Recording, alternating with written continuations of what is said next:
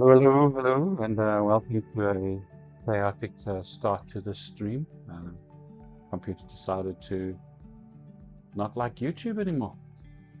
API errors and all funny things, and I don't know. Maybe it's the new antivirus I installed today. Maybe it's needed a full restart. So the laptop restarted. We're linked up, and yeah, we're good to go. Welcome back to another stream, part 12 already. And we're starting to get really into the wiring now. So tonight we're going to be doing mostly the motors, and we're also going to try and connect up the EVA a little bit. And let's see how much of that wiring we can do. Unfortunately, it's not the most exciting to watch someone do cabling. So I've done some of the cabling as much as I thought I would need to do it in front, but I'm going to have to do some crimping live in front of you, which is not a bad thing. You get to see me doing crimping, and then also I can talk a little bit about some of the things that I've been finding recently on the boards that I'm going to be putting in, like the tool board, and I just discovered something tonight as well. So yeah, I'll also try and cover a little bit of all the changes that I've made. So I think let's get started straight away. What I really want to do first is to actually get my machine tuned a little bit, so I can show you some of the stuff that I've done in the week. I'm trying to put on a little bit up and running, but to get it printing. It needs to start pushing plastic. I've got people waiting for me to get there. So,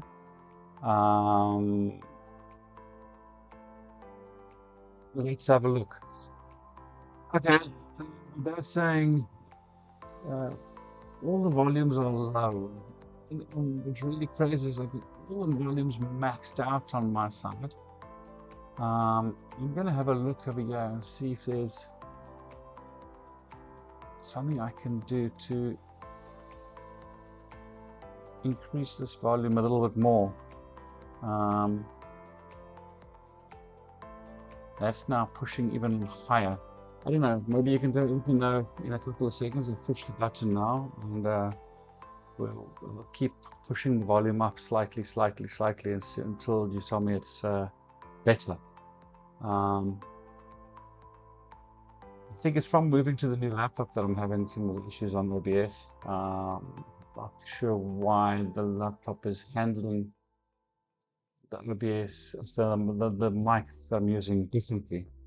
But anyway, we just did a firmware update for this mic that didn't want to go through earlier this evening. Maybe I'll just try and push that a little bit later on. So let me know if my voice audio has gone up, because I'd like to know that that's the main thing. I'm not so worried about the music. I'll turn the music up in a little while now. I'm going to push it up a little bit more, and let's see if that helps. Yeah, okay. I'll give you a couple of seconds because obviously there's a delay. So as soon as if you can hear my mic going up, then let me know, and if you think it should go up some more, let me know some more, and then I'll push it some more. So let's look at the inside of this machine. I think I want to do something quickly, just turn this machine a bit. And now you're going to have to excuse all the different views I'm going to try and show, because yeah, there's it's difficult not to capture the whole house or the whole study, but it is what it is. You know, you can just excuse the chairs in the background. This is a semi-office, semi-study, semi-play area. So yeah, I do a lot inside this room. Let's see if I turn this like this slightly. Yeah. Right, so let's get to the first modification. Let's start with the bottom one here. Better to start with the bottom, because I'm definitely going to show you the bottom, because that's the nicest spot. Right, let's do that, and let's bring it down there. Right, so we go for like that. And here you can see in the week I need a pointy. What am I going to use for a pointy? Let's use this pointy frame. In this week I've put cables running along the side here, and I put them into a little protective sheath. You buy them in a long strip, and you can get your cable running through it. It just helps a lot. Keep that nice and neat. It probably protects the wires a little bit as well. Hey, Moritz, welcome. So the cabling is important, just to, just in case something brushes against the bottom or you put your hands over, you don't want to damage the cabling. So that's why I've decided to do that for now with that extra protection. In those little clips are little clips like this. See if I can get it to focus quickly. Yeah, come on, focus. Doesn't want to focus. There you go. So these little clips that I used, you just turn them into the extrusion, and then you run a cable tie through them, and you can guide the wires all along the side. Then for the other side, it's exactly the same, and both motors wires come in, and then we obviously got the middle motor that also needs to be connected, and that's also connected wire, and then that goes underneath, and that I've put into a bit of a thicker sheath, and that's coming out on the other side. So it's coming out the bottom here. Let me have a quick switch to this one. Have a look. Comes underneath, comes out, and then we'll take it up into the machine from there. Right. Just to keep it all neat and all cabling all neatly wired. Yes, I had to design new clips for that one. So these clips over here are a little bit different, and we'll put those designs up later, but I created a different type of clip, and just was able to get the cables to be able to go through still with the cable tie, being able to pull it nice and tight. Coming back to this side, once I've got those two cables through, and again, there was nothing there, it was just plug in and pull and zip tie, so I don't have to show any of that really. The next thing, let me just come to this view before I start swinging you all over the show. Let's put this camera on that. So the next thing was, in the standard design, they just let the cables go through the hole, and then the cable hangs from the bed directly. I'm planning to change my beds. I want to have a 500 bed and a 300 bed. It's a thought in process. I don't know if it's going to work 100%, but I guess if I can extend these arms and to the size of the 300 bed and put it down, I should be good to go, because then you just change your config to say my bed is over here and this is where my end stops and start of the bed. So I'll just have a different config for that bed at that stage. It's not a priority at this point. So I created a little design. Obviously, because of the chain being very tight, I had the risk that I would get stuck. Let me just do that like that. It would get stuck against the top over here, and I had to miss this piece of angle. So yes, I had to create a bit of a drop for this to be able to go through, but this now goes all the way to the top and all the way to the bottom without any issues.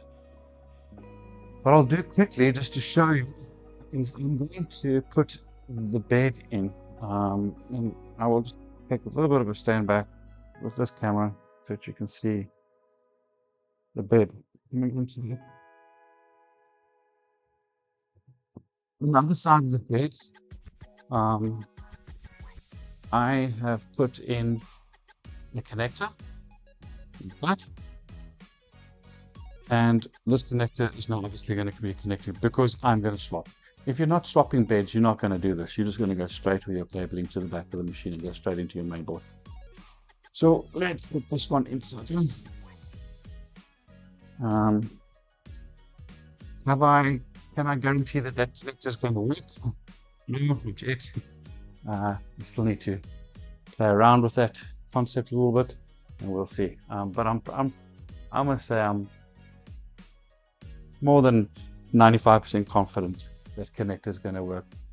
And it's as simple as I just need to take that connector now and I plug it in, and then I can also screw it in just to secure it. And there you go, bed connected, and you can see it from the bottom there, and bed is ready to go. So that's what I've done in the week so far. Got that ready, got that done, and pretty stoked the way all of that came out. Looks very neat. Obviously on the top of this comes your bottom PVC polycarbonate sheet that will close this off for the heater chamber, and then you're not going to see any of this, but still it's neat. It needs to be neat, and at least I know where everything's running, easy to get to. Okay, so that's that side of the machine, right? The next thing I'll show you on that is, while I'm about it and before I get to the other cabling, I'm going to show you what I've done on the EVA side. And with that, I really need to extend the camera a little bit in, and we're going to have a look at the EVA. Let's see if that'll work. If not, I'll pick up the camera and move it a little bit. Hey, Tyron, good to see you. Welcome. And Julie from Chicago, welcome. Thank you very much for joining. Let's see, decided to stream the record. You'll also be purchasing 500 and following the video. Terrific, yeah, awesome. Glad someone will be able to use this, Julio. And if you ever have any comments, you're welcome to drop comments, and we'll try and answer you where we can. I think, as I said in the beginning, the 500 is a bit more challenging. You can see it from a space perspective. If you're working in your house and you don't have a dedicated filming studio, it's quite difficult, but I've tried to capture as much as what I can. And I'm really stoked as how the machine's coming out. Yes, I've gone over and beyond in everything that I've done over here, all the parts that I've designed and printed myself. I will release on the last video. I'll try and put all the links to all those videos. I'll also have all my designs available, most likely on printables. I'll put them up there as well for everybody to get to. But yeah, welcome. Must be quite late in Chicago. And then Tyron, yeah, good to see you. I haven't heard from you, seen you for a long time. I'm glad you can join us. That's actually my son's my brother's son. Listen to me. So welcome. Good to see you. Okay, so let's go to the EVA, the EVA on the top here, and see what that looks like.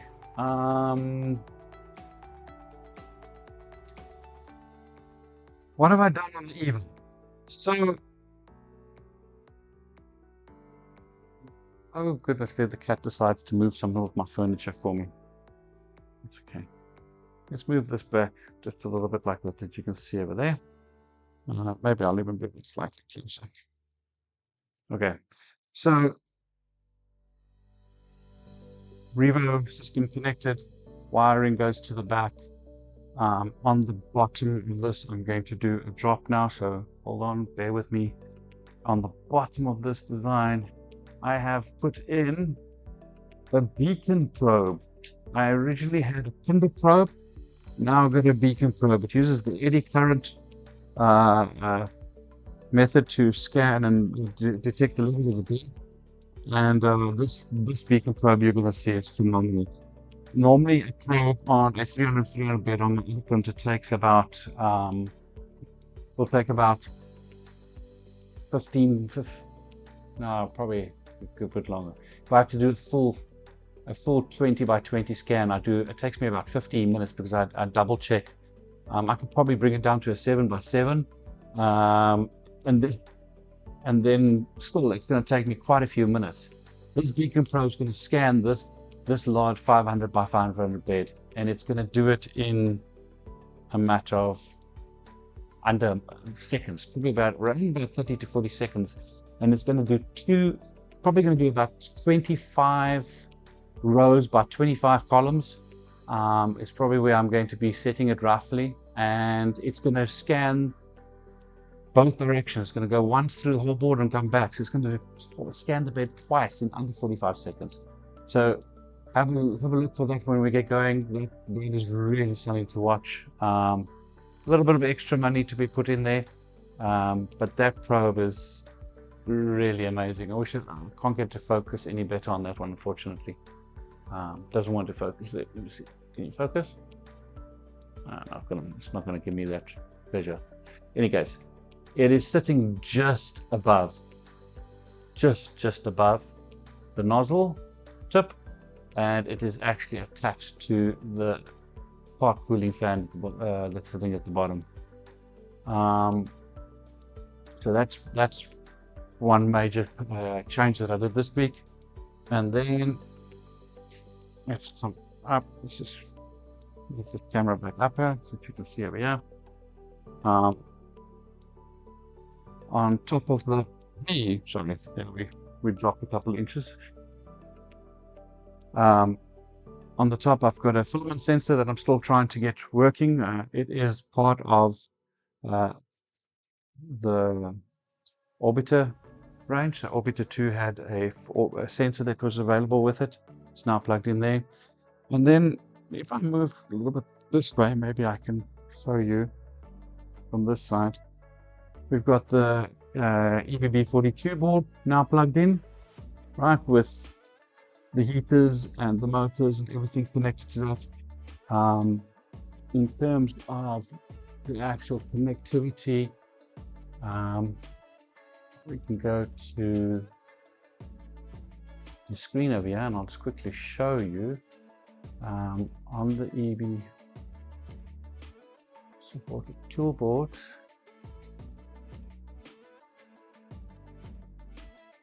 So this is pretty much what we have, right?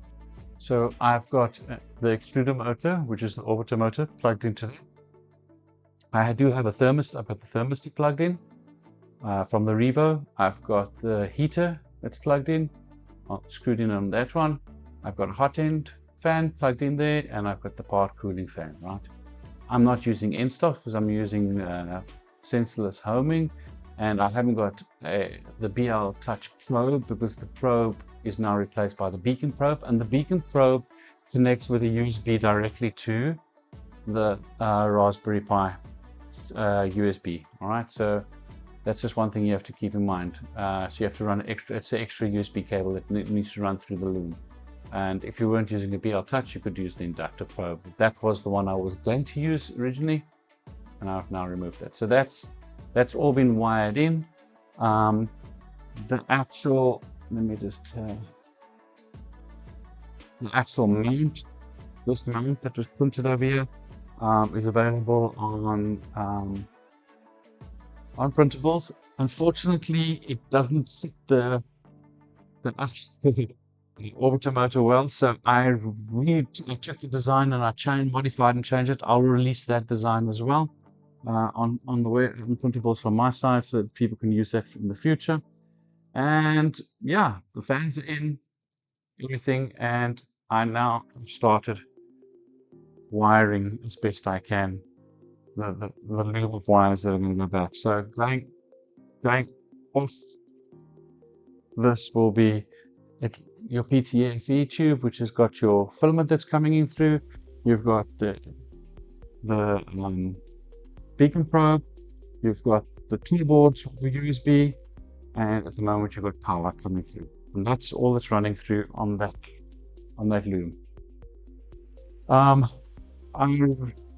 This wire that you'll see over here, let's see if we can just go a little bit further back. You'll see there's like a spring wire.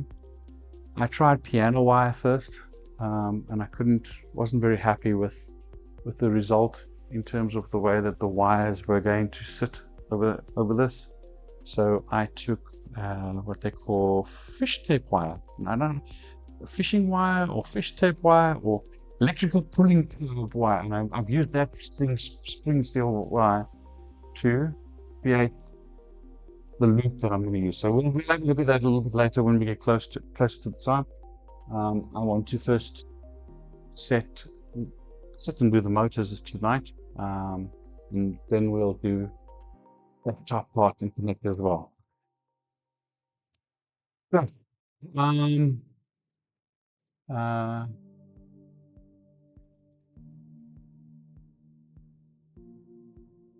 Stuff on the TV, and so am I right? Is everybody else saying the sound is also soft?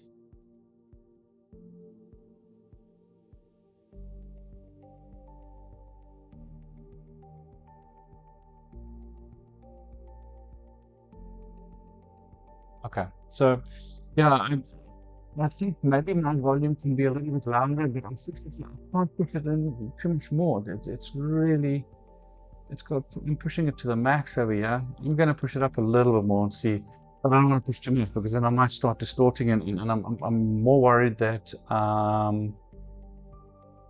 that if YouTube starts clipping the audio at some stage. Okay, let's get to what are we going to be doing in terms of stepper motor connections. Right. So if we come back to this page, this is on the website, RatRig's website again, where you can see the board, MAX EZ board that I'm using over here. They've now obviously released it. As I said last week, we redid the firmware, and they've got the left, right, and rear Z motors connected into these two items, these three plugs over here. So if I switch maybe to this view, you can see over here that those three motors that they're talking about over here are these three over here, and we're going to connect those. Now here's the wires that have come from the bottom of the machine to the back and coming through. I'm now going to quickly route them, and I'm going to crimp them while you get to watch me do some crimp work. I'm not going to cut the cable anymore. The Z motor cable is really crimped, right? It already has a plug, and I'm not going to cut it shorter. So what I've decided to do is I'm going to make all these cable wires pretty much the same length. I'm going to cut these other two wires the same length as this the middle motor, and we'll just keep them all like, and I'll just do a bit of a wrap around inside the channeling because I'm probably going to have more than enough space to do it. And then I'll plug them in. So let's get going. Let's first get my camera that I'm going to be working on the table. So let me unplug this quickly. I can bring these wires out. And if I do these, you'll be able to see what I'm doing. Okay. Let me say, streaming is quite challenging in terms of getting all the cabling right and all the cameras right and everything, because you tend to move and drop cameras all over the thing. But I think that's part of live streaming. You guys have got to get used to the fact that I can't do it perfectly all the time. The camera's it's not like a pre-record where I can record and cut out all the bloopers and make it shorter. So I watch a lot of the other guys as well doing real streams, and yeah, from time to time they all have film with their cameras or gremlins in the system. Okay, so I mark this one as this not actually. What I'm going to do is the other one I didn't mark.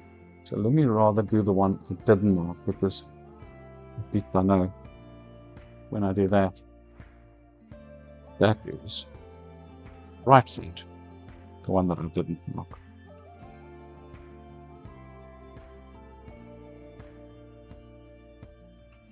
Okay. I'll have a look. Maybe it's got a nibbling machine over here. So maybe I'm just going to. Do I have batteries? Or two? Ooh, and this has got my daughter's writing on it. So let's remove all the nice little faces and hearts and sound things and that she printed last. And let's just do Z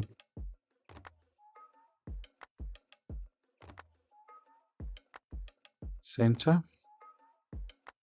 If you've got a labeling machine, nice enough. And I can just pull that off quickly, because nothing worse than trying to figure out which cable afterwards.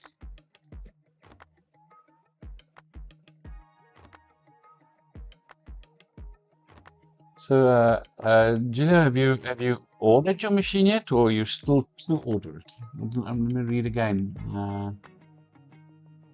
You purchased it already. So, do you know when your delivery date is? Because normally the electric guys are really good. They're really fast in the delivery. Said right. All right. Let's put that one.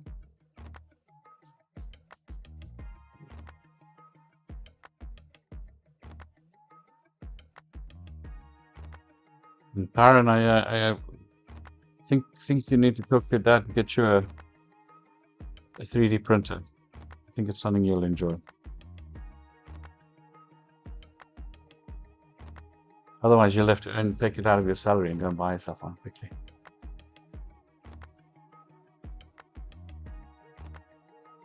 So I've turned up the volume a little bit more. Is the volume any better? Just curious. No.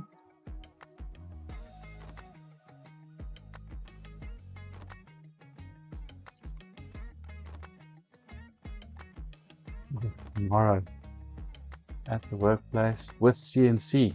Did you buy CNC? What do you call it? I don't know what the machine's called, their name of the machine, but did you buy it from them as well?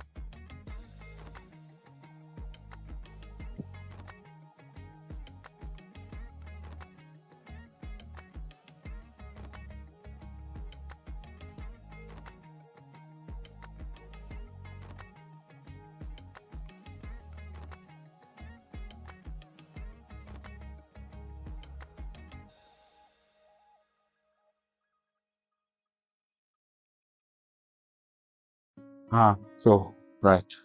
No, that's. I'm also planning to get one of the RatRig CNC kinds as well. I just like the whole ecosystem that they've got. I like the way that they run their systems and the designs, and I like the rigidity. I like this built on very, very, very strong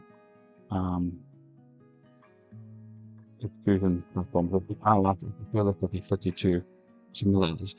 I'm saying that others don't do well.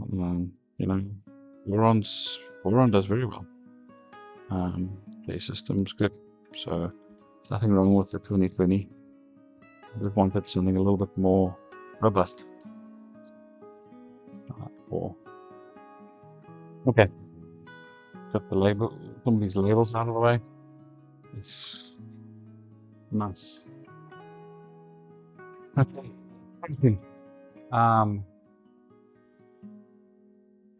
You got it from Fabrico. Oh, they've got some nice pictures as well. No Fabrico, Fabrico, but probably between Fabrico and Mandela Rose, you probably got some of the best beds and manufacturing that you can get. Unfortunately, yeah, in the UAE, everything is ordered long distance. So my RatRig came directly from Portugal, from RatRig themselves. And you said you're going to put your own panels. Awesome. I had my panels cut over here for me, and I used polycarbonate because it was just I'm doing a heated enclosure, and I really want to make sure I don't have any sag or warp or anything like that. And I also went with the 4 mil. You can't go 5 mil. 4 mil's the max. It's really, if we have built, and I think 3 mil would probably work, but yeah, I just thought I want to go with the 4 mil. Okay, let's plug.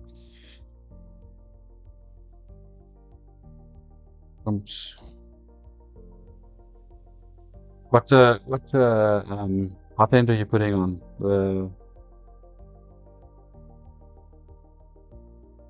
The standard one, the fetus? Ultra high flow?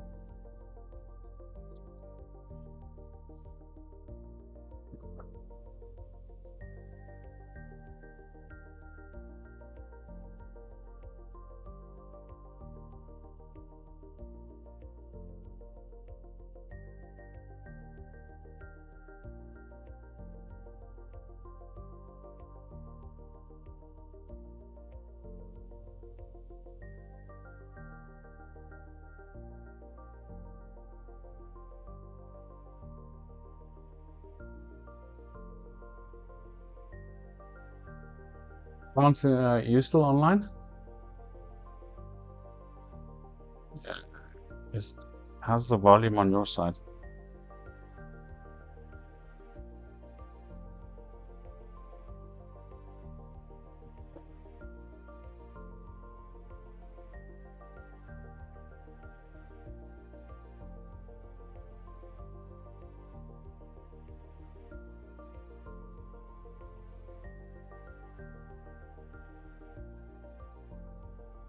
The most exciting thing to watch someone from tables, I must say.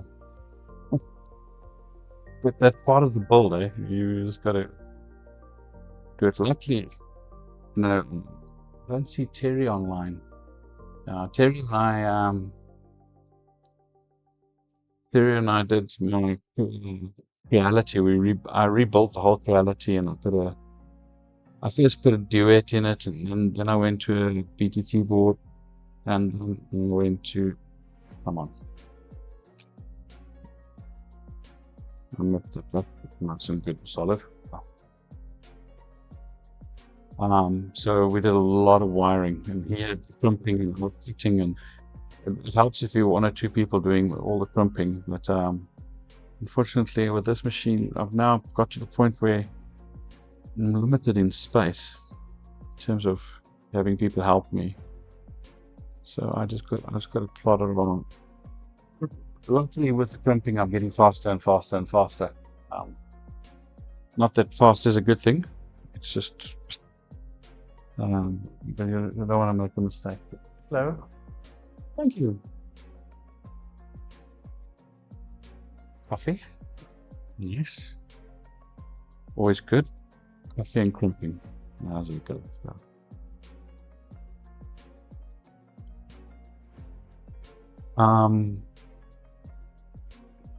We have plenty of 6mm panels. The rear panel requires 4mm, yes. Or feed it with the LJS light. Yeah, the LJS light is also a nice motor to use. That extruder really works well as well. I've got Orbiter version 1, version 1.5. and Orbiter 2 lying around, so I thought, you know what, I'm going to do it. And then I decided to put in the Revo system, simply because I'm going to be doing small prints, fine prints, and then big bulky prints. So I want to be able to change the head pretty fast, the nozzle. I must say, I've thought about quite a few times that the other feeders would have been nice, the ultra high flow. And it actually happened because I'm actually planning to put on four extruders in this casing. So this is step 1 of. I really want to push it to the limit and go put multicolor printing.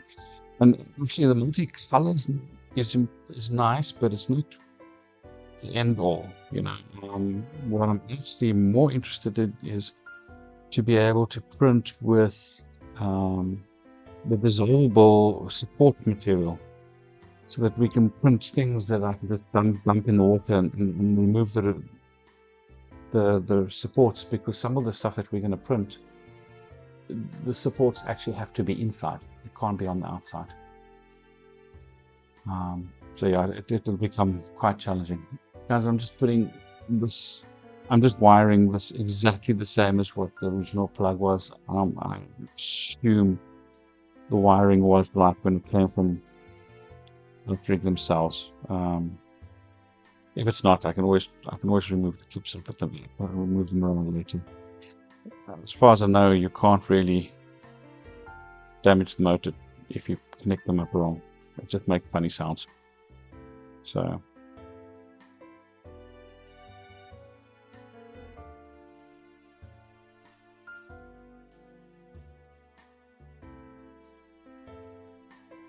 there you have it. One down, one to go. Let's get that in place.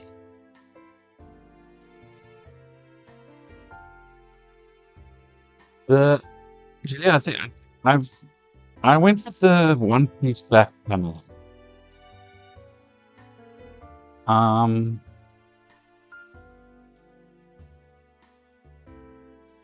I think the big reason why I did that is because I couldn't get black polycarbonate over here.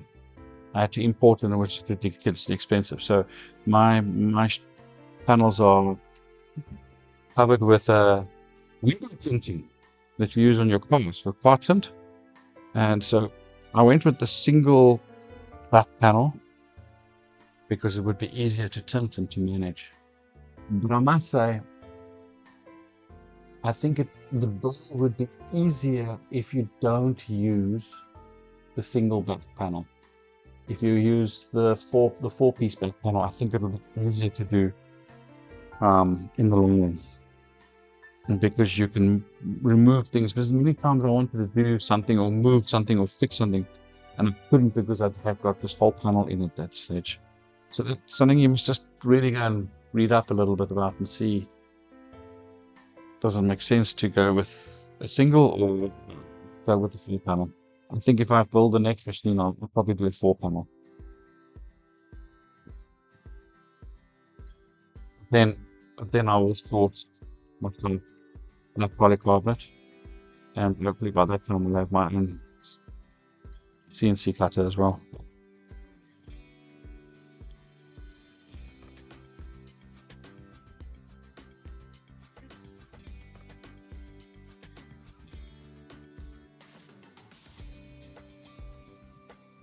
What else is there?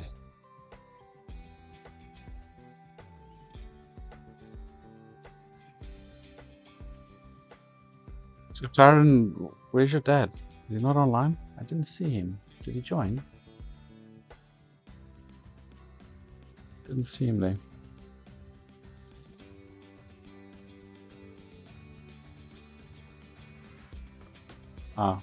While you guys are all there, like and subscribe. And after the show, just maybe 1 or 2 comments on the chat would be really kind. It just helps to get some popularity around the stream. I don't do this for money, and I don't have to do it. I don't have to build this whole machine, but I'm doing it for fun. On streaming it live because I thought, you know what, if I can teach someone something different, or someone can see it being built from a different perspective, and I'm not the only one that's built RatRig online. There's been a lot. You take the likes of Nero and these guys that have built RatRigs, but they built a smaller one. There's another guy that's from Canada that's built the big one. Yeah, what's his name? Man, now I've hit a blank. I'll think about it now. I see his logo in the back of my mind, but I can't think of what his name was now. Anyway, he built the site only. And then one of the things that he did, I took those as well. Specifically, this the ability to have your machine spin while you work. Put it onto a board and what they call a lazy Susie, and put it into that so that you can actually pivot the machine around and look at it. Even if you're not going to stream, it just makes life a lot easier because you're constantly walking around this big 500 machine. So it's a lot of space to cover. You can swing that machine around the whole time. It helps. Okay, we go that number. Just something again.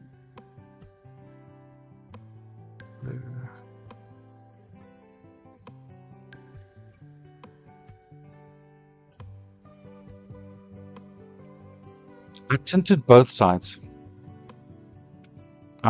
because one side was going to shine through a little bit too much.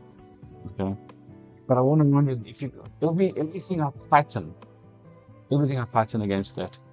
I've got to make sure that I compress it and not twist it, because everywhere where I've tightened with a screwdriver to make a little bit of a to get it too tight against the board, it actually grips the tinting and it actually twists it ugly. So that's the absolute negative of what I've done. The other guys used a black. I saw it recently. He used a black valve vinyl on the outside, not on the inside, and he set it with like a thick. It's actually like it's not a vinyl. It's like a book wrapping. I think we used to call it BC fix. I don't know what you call it now. Ever since I moved to the UAE, everything I say, people look at me like, yeah, what are you talking about? Can you finish a picture? There's simple things in South Africa that we would call fresh stick. Well, if you ask someone for a fresh stick over here, so how long was the stick be? Whereas in the rest of the world, it's probably known as black tack. In South Africa, it's called fresh stick. Literally is fresh stick. There you go.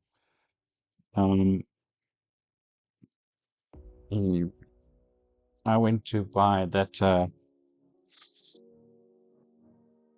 what we call fish tape, right? That's what we use to pull electrical cables through through the panels and through the conduits in the wall. And these guys didn't understand me at all. So I squeezed this one, and I eventually had to show it. Wire tape. Like, what is a wire tape? Where'd you come up with wire tape? Anyways, so yeah, be careful with that.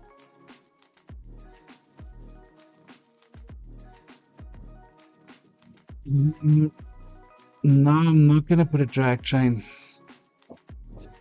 And the reason is, well, it can't work. You can figure it out. If I'm going to put 4 extruders in, right, and I'm going to do basically like the Cruiser XL, it's got a tool changer, right? So I'm going to do a tool changer. I'm going to 4 heads. The drag chains are going to be in the way. I don't think you can run 4 drag chains next to each other without having a bit of collusion something.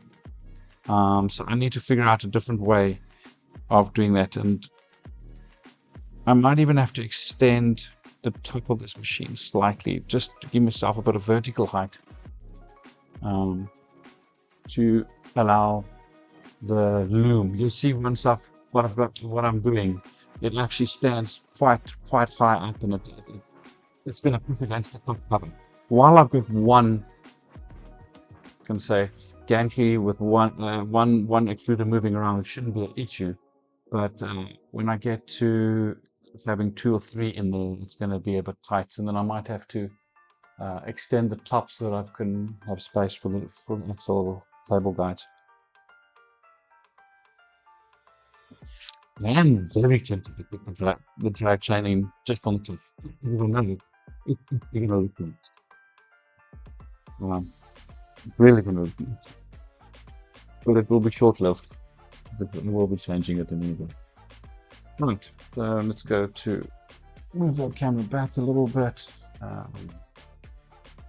No, that's not gonna work. Let's just come back down. And let's put this one up here.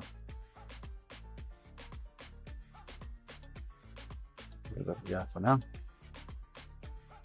A little bit in your face in front of me, so let's do that. I'm just going to do that for you. So,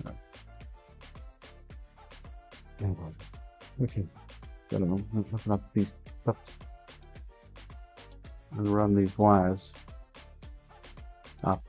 Remember, I'm going to be putting all the clips in at the end. I'm just putting them every now and again at this point in time, so that I don't have too much tons of keeping things in place.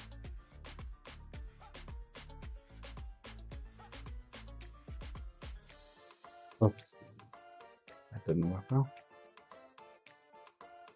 Want that to go that side, that to go there.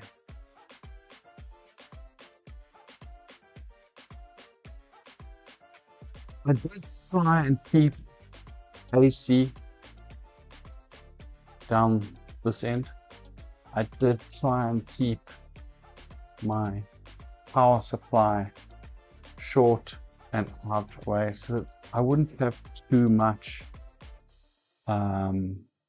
AC wires running past the motor wires, just for a little bit of induction that I was worried about. But at the end of that, I've got so little running past each other, shouldn't make much of a difference.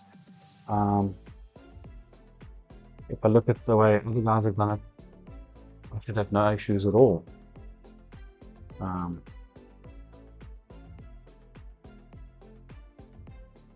Let me just put it over there for now, so that I can sort of get my wiring right. Open up this one. Now, this is the center, and if we go back to this diagram, the center, which is the rear motor, which goes onto the second plug. Right, so that one's going to go in there.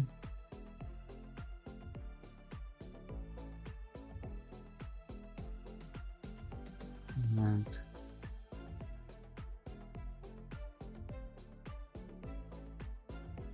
the right, we'll go to the first plug.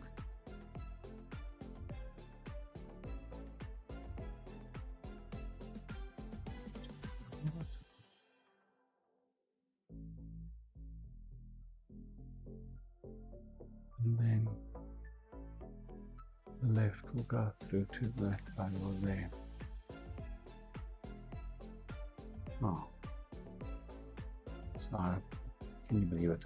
They are genuinely going to in the wrong place. Not watching what I'm doing. This is the center, the white one's the center. Looks funny, with one white plug, but it's okay. I'm not going to worry about that.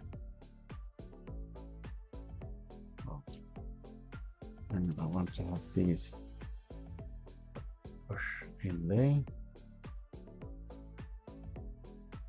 Let's run that one down like that. Okay. Let's push that one. I'll probably take some white labels off the cables at some stage, maybe. I don't know, I'll see. Probably not wise, but probably not going to like the white wiring in the middle of nowhere. Okay. And that's what it looks like over there.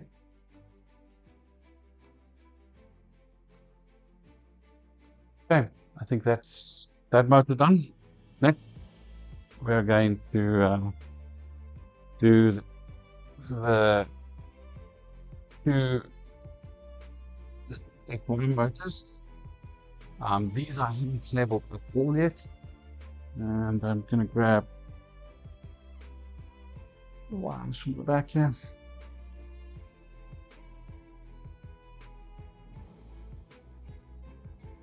Yeah, I'm using the wires that they sent with the kit. I don't see why I should change it to any other wires. Looks like not enough cabling for me.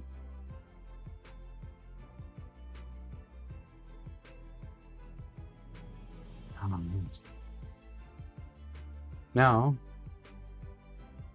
got to look at X and Y. So, can't remember which one's X and which one's Y.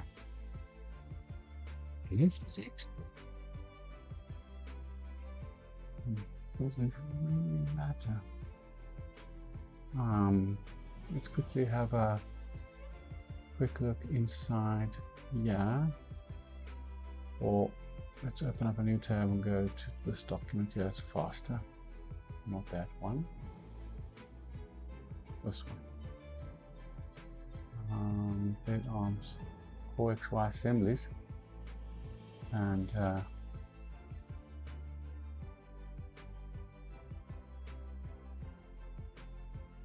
let's say which one is this one.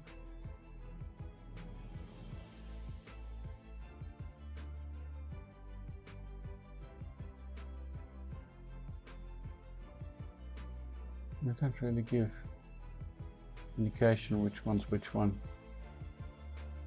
I can't remember which one's which one.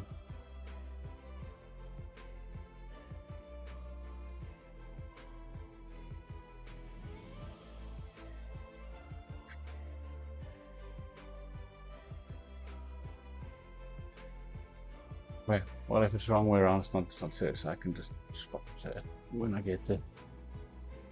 I'm gonna go with let's just X2. So we can plug that in there. And just run this cable down here without having to open up all those leaves.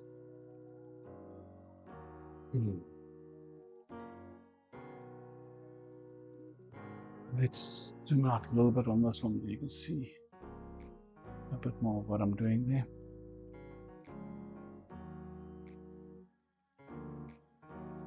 There you go.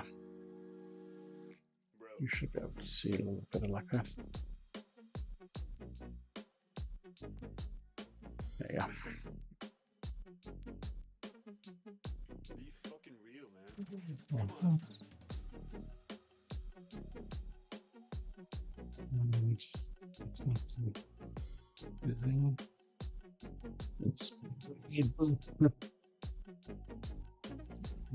It's the full wires.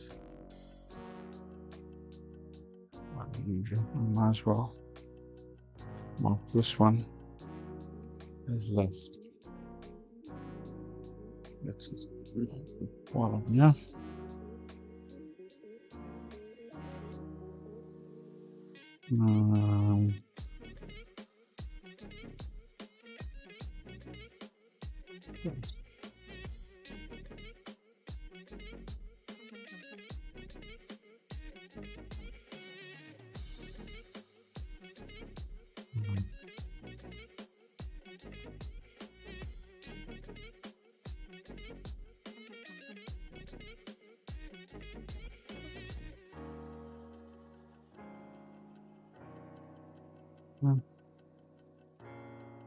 Left. Right in.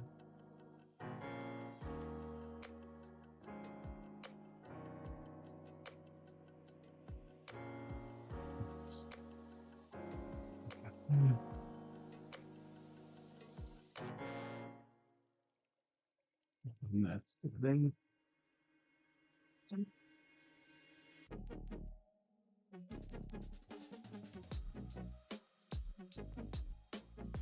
So I was watching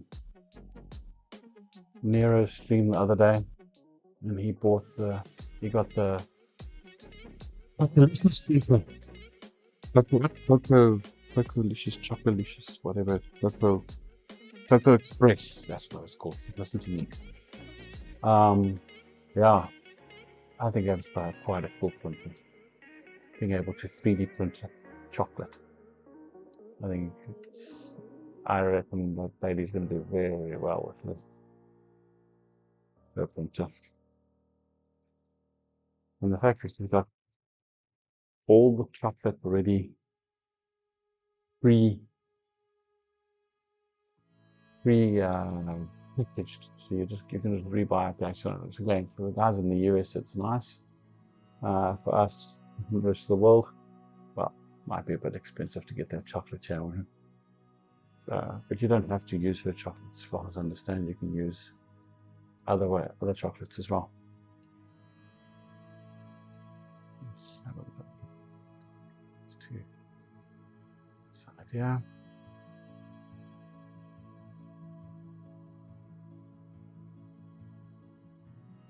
Okay.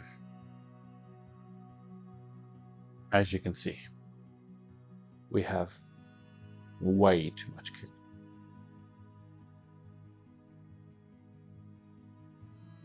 And while I could wrap it up the top there and go backwards and forwards, I don't want to do that.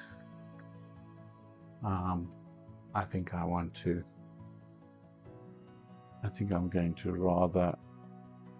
going to give it the same extra bit of length as what those have and cut it off from that to just re-clump them over here. That means my labels are in the wrong place. So let's just label that one. Let's hit that label one more time.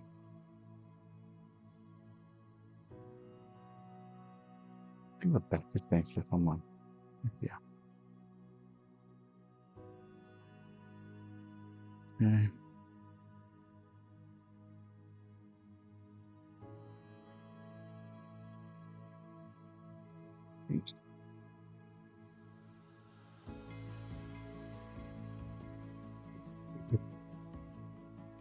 If you do Lazy Susie and spin, get yourself some little rubber balls that you can push under the corners. It just helps for keeping the machine a little bit more stable while you work on it, because it does move around. It is very heavy, and let me tell you, in the beginning I could pick it up on myself. I probably could still, but it could damage my back doing it, so it's heavy. So you'll appreciate being able to spin the machine around and work on it. Okay, let's put it about there somewhere. Okay. And then let's do the list again.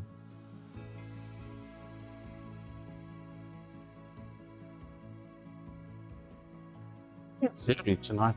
Let's just switch it on and let the head move left and right a little bit.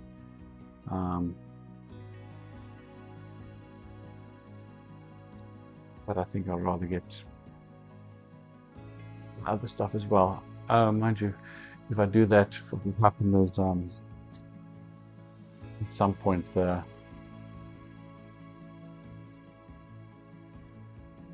controllable mode that can't find the temperature sensor on the printhead, and then it'll fail in any case. So I won't be able to do it until I've got EVA connected.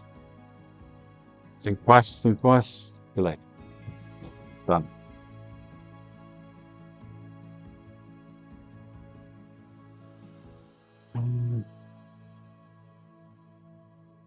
Now I'm going to do the crimping again. So let's take this one down a bit. Just zoom in.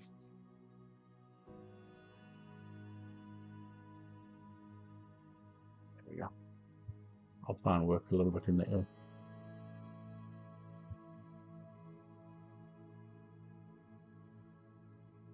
Hello, IT.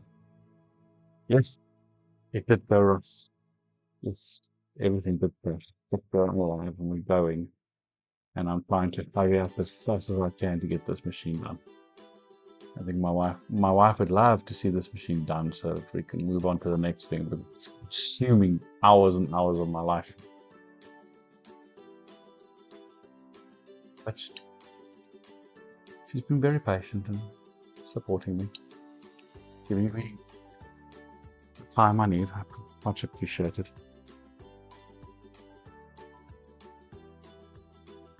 Moritz, so you're still there?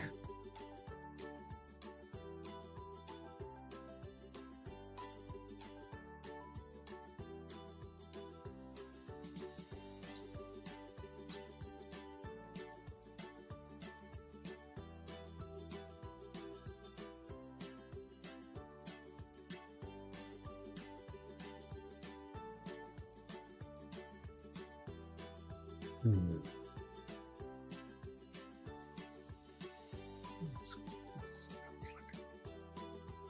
Oh my goodness, nearly lost the whole camera there. Yeah.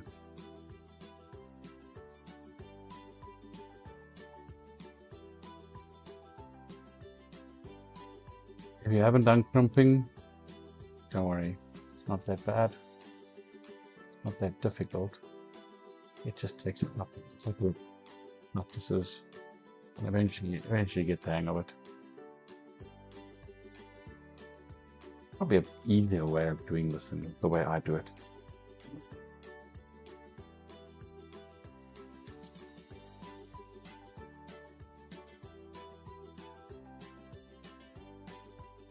If Terry was online, I'd ask him now, am I certified yet to crimp wires for the plane?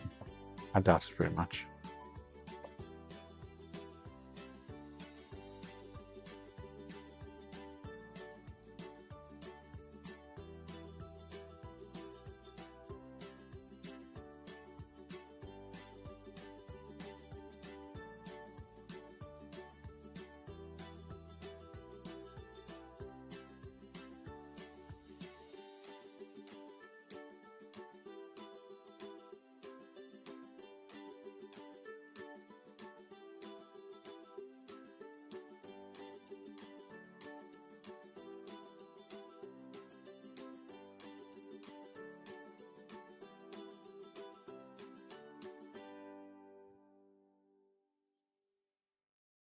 Julia, what's the time now in Chicago?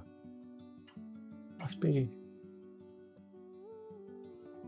I can't think what the time would be now. It's quite either very late. It must be a very early stream for you.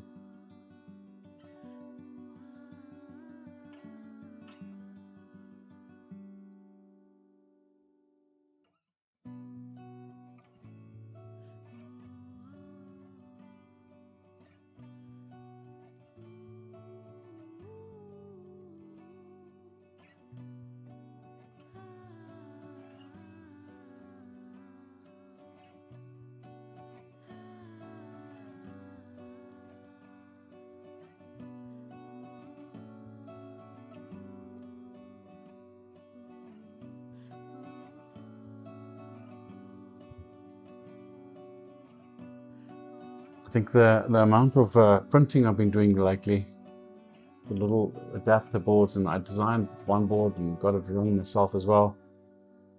I designed it so well that the fit was too tight. So probably one of the big reasons why also this machine's taking much longer than what I originally thought it would. Just because I'm trying to custom design almost everything for my printer.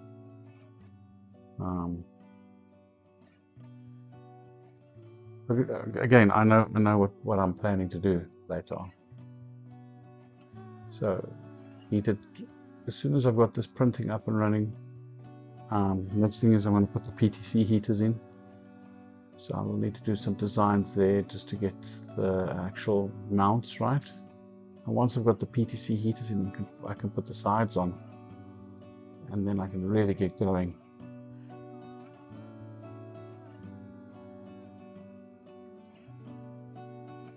Okay. Right. That's one done. Wow. One more to go. And now we've got all our motors connected. Jeez. Becoming sort of exciting.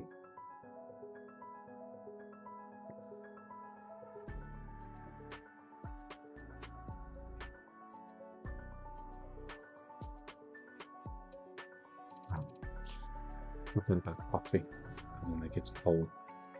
It's not, I don't like cold coffee. But I get so busy and sidetracked that I forget about everything.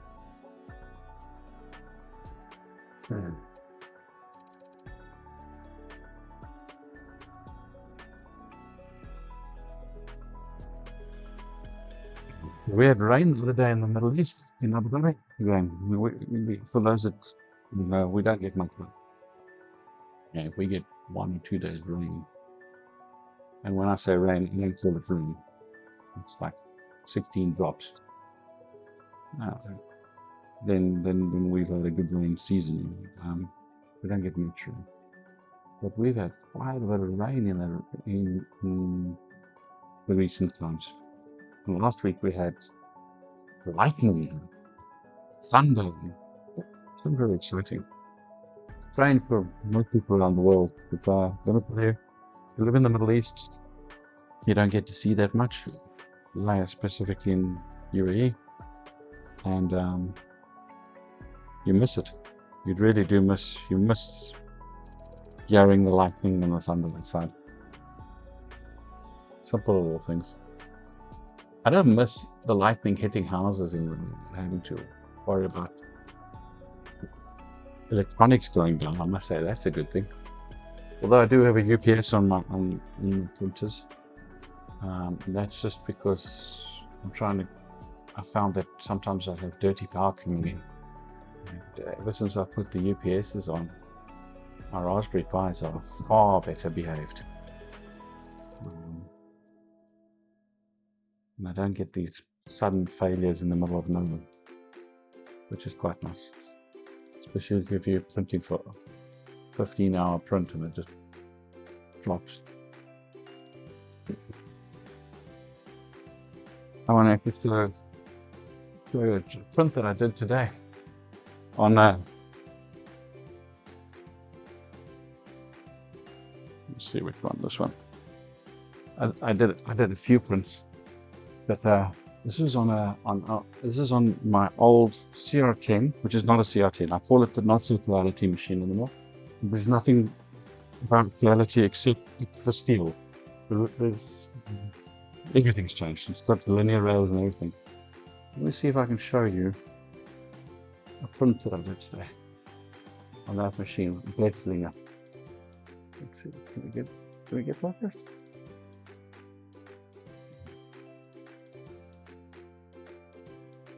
Not bad, really not bad for a very old blade slinger printer. And if you think the Cartesian printer has got a lot of illusion weight, so to get that detail in there is quite nice.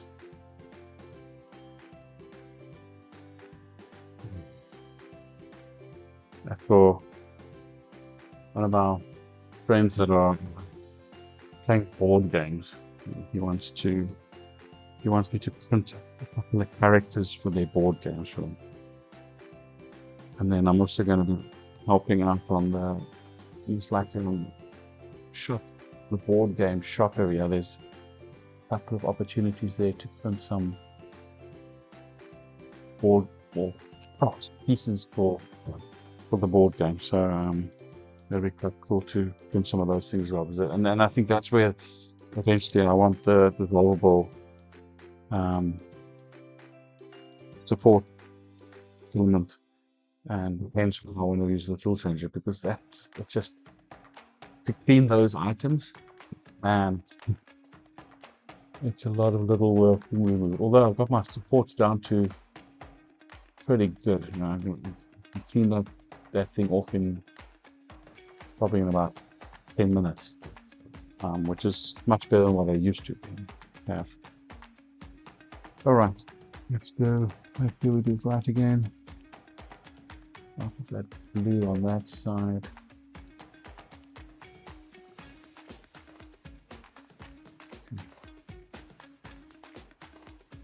I see, Dad, you say the background music is good. Yeah, really. I think I'm gonna have to start finding another set of music. But I don't know if people notice it, but you probably play the same background music week in and week out. Not that anybody really focuses on that. And there's 3 hours worth of music, so you shouldn't, more than 3 hours of music, you shouldn't notice, you say, the same songs in one stream, in theory.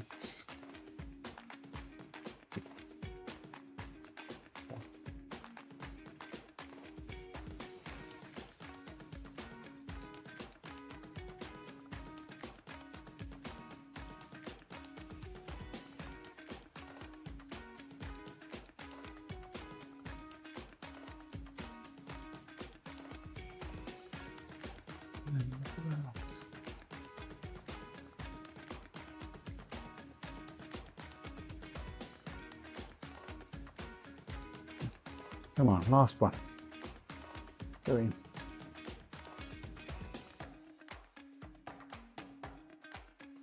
Yeah.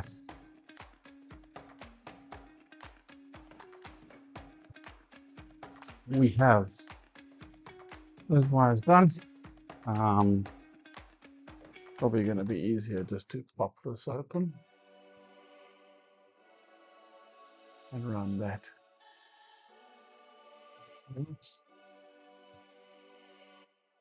So these ones have got like little latches that sort of like you can swing open. Not that they work every time, but they in general work.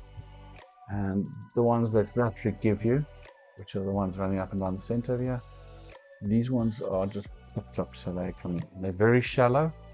You're not going to get much wiring in them. So that's why I decided to print these, just to give myself a bit more flexibility. And these lengths weren't there.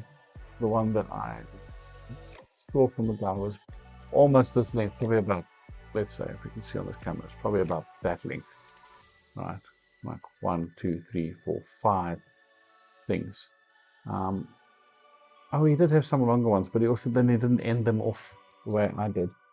So I took his design again and modified it and brought it up. So, but I will again give him credit and put his name on, because it is his hard work and his designs there. I'll respect that, definitely. But I'll release this onto mine as a modification to his on printables, so that anybody that needs it can come back and use it there as well. And again, I'm now looking at this diagram. Looking at this diagram, so X, which I think is left, and there, and then that one over there, which is Y, goes into the second one. Plug that one in.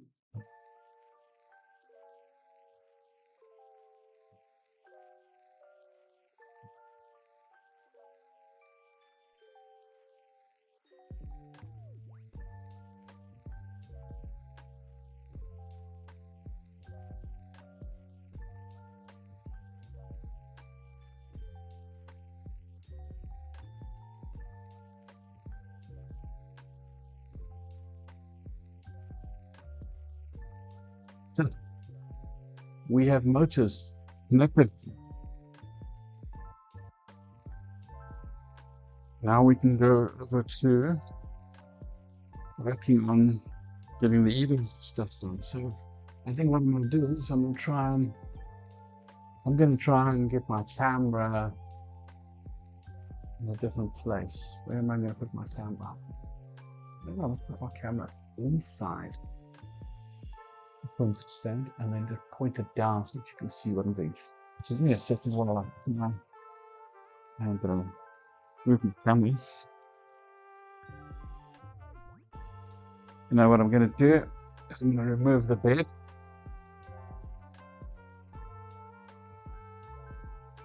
I'm gonna tune this as well, so do this. Zoom in something. I'm going to turn this machine like that. Yeah. So that I can get in there properly. Nah. Oh. Take that out the way.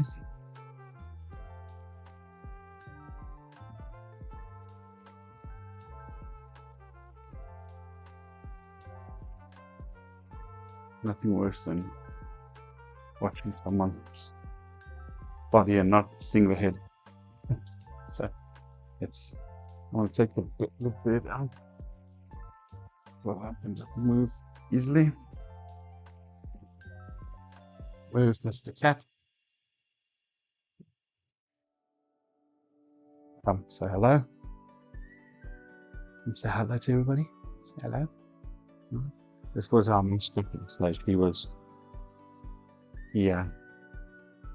everywhere at a stage on the printers and everything. So now let's drop this picture. Fix this. Come on.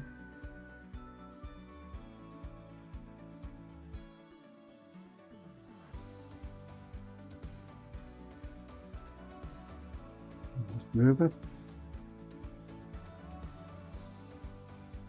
Keep this far as possible.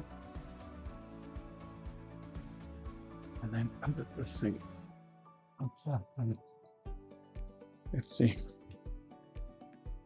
if that's going to give you a view of what I'm doing. I think so. So let's have a look. That should give you a good view of what I'm doing. And now I can actually turn this machine a bit more this way. Yeah, there you go. Like that. I can work on this side while you watch me half. Alright. And unfortunately that camera can't see me. I'll turn it up slightly. So I can at least look at you while I'm talking. Okay, so as I said, I've already done most of this work. I have got this stringy fish tape cable wire puller. I don't know what you want to call it. Depends on where you come from. So let's loosen this again.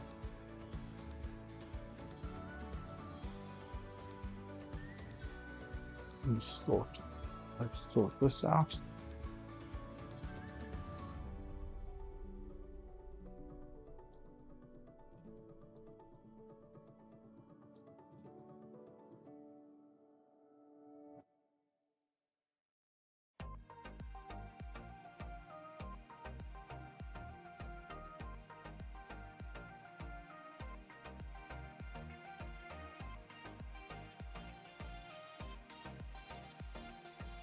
I'm just gonna get it sort of like sorted because that's all pushed over from moving it around so much. See if I can get it sort of organized to probably move a little bit better. Come on. That cable. That cable. And then these two ones, which are very long. This point, that's both of them once posted. Not really one of the while. Then I'll have two small pieces instead of one extra length. Silicon wire. So Nice and floppy, easy to work with. Okay, yeah. I pre-cut this earlier, so that I could get it around where I need to. And just on this side.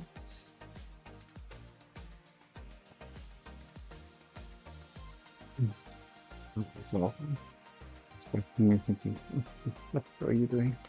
Why is things moving? Can I attack that? Please give me a buffer opportunity to play with it. Yeah, see, there you go. Didn't take him long to figure out that that could get boring.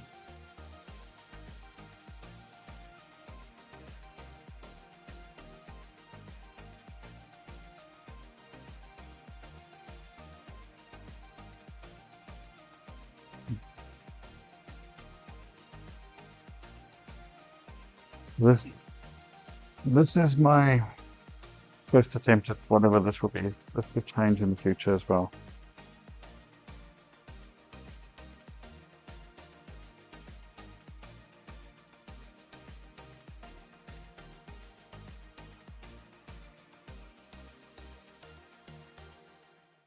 Yes.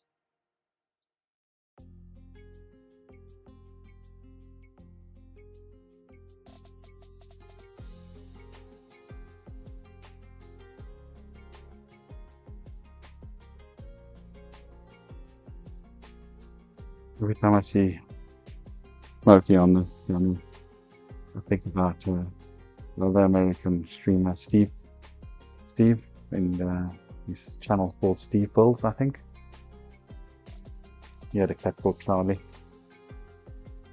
Passed away recently, but everybody used to love watching Charlie. Charlie was part of the streaming show, that was it. It's awesome what he did there.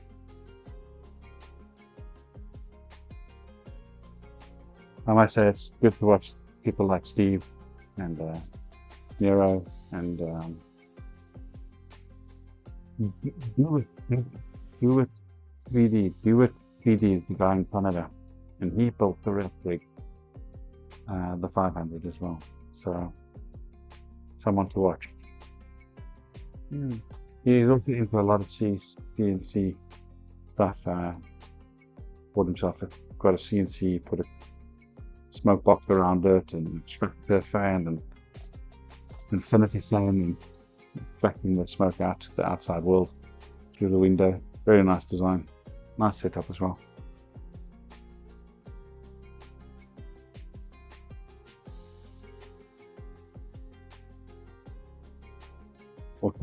Also makes a lot of camera moves. Just look, one camera that's supposed to follow him the whole time. Man, I think he has more pain with that camera sometimes than what he has pleasure. But when it does follow him, it's pretty neat. I've actually considered the same camera for myself. Okay, so as you can see, it's pretty springy. And like it now. Actually, put this through this hole.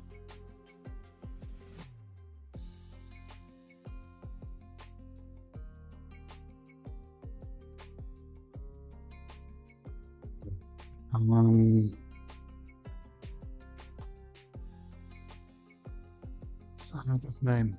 Can't do side with that, so I'm wondering if I can. So now take this machine and I'll now turn it a little bit this way. Like that.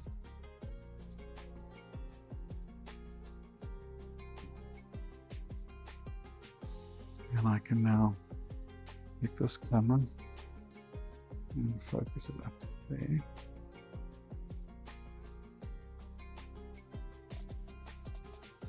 Just zoom in on that one.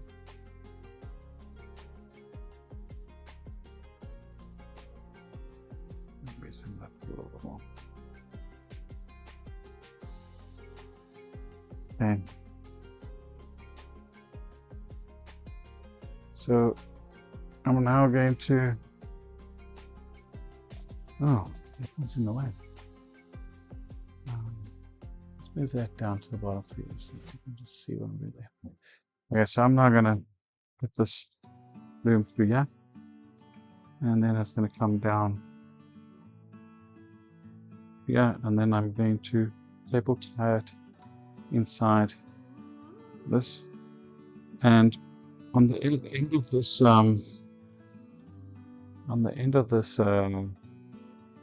fish tape, I've just put a bit of protective plastic so that it wouldn't splash anything, because it's kind of twist a little bit as the machine, as the head moves backwards and forwards and left and right, it'll twist a little bit. Not too much, but I think like a bit of protective heat being kind of to protect. So I need to put 2 cable ties and grab some. We can get them ties up. I'm going to use a couple of them now, and chuck that. Oh, I can hear my youngest daughter upstairs laughing like crazy.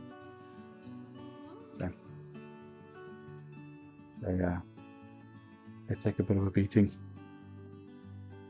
when they're sick, especially sleep time. Try and get a decent amount of hours sleep before school.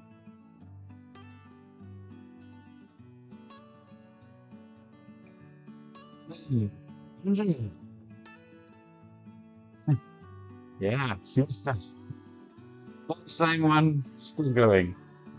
Welcome, Andrew.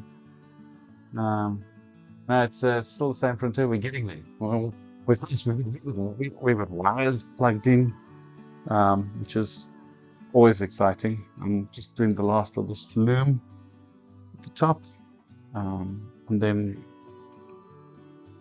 we can start plugging in the EVA. Let's do that. And we grab another. Oops.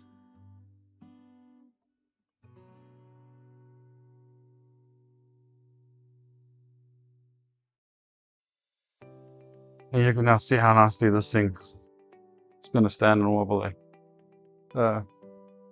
If I now take it, and what I need to do is take it to its furthest point and make sure I'm not putting too much strain on that. So I'll move it slightly like that, and that's where it's going to remain. And now I'm going to do these 2 cable ties at the top.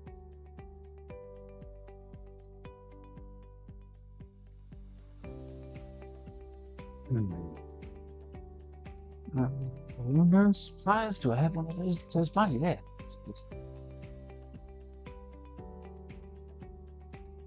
The biggest challenge is to keep your place sorted, because you tend to create a lot of mess with this process, and so you've got to constantly clean your workspace and try and get your tools sorted out and get them in the right places. Otherwise, you drive yourself crazy when you get this build. As I say, because it's such a big build, you move around a lot. You really want to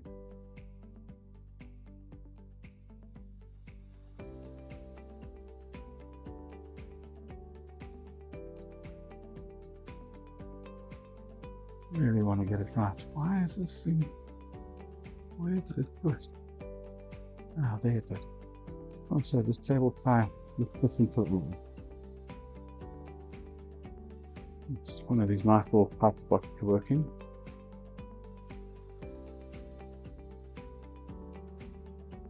Yeah.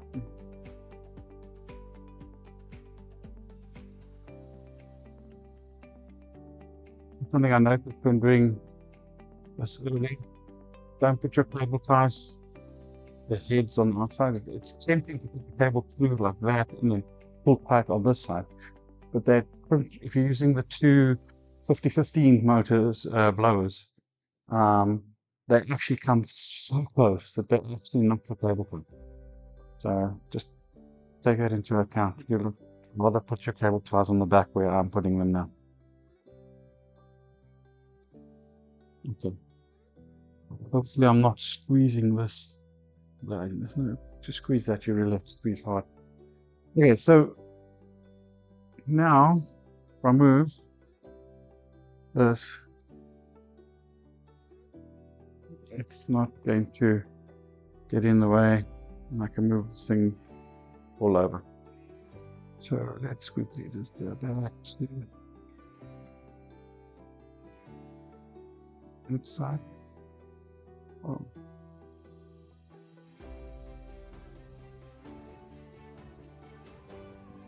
I think we have a delivery because our main door is going. I'm going to move this camera into the center so I'm going to move around again. We've seen maybe what I can do is just put this camera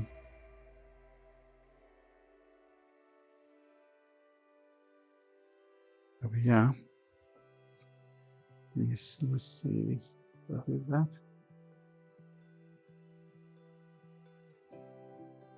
Yeah. I thought I was going to just show you another angle as to how this loom will work, but if I do that, you should see it pretty clearly.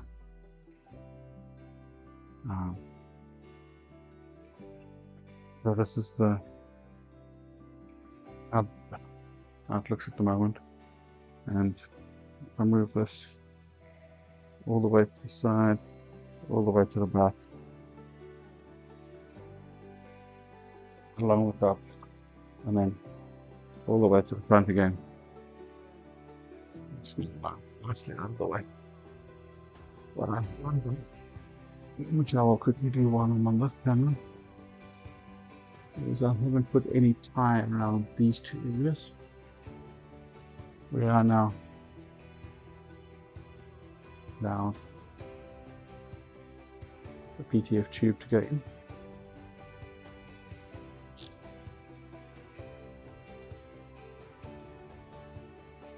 Okay.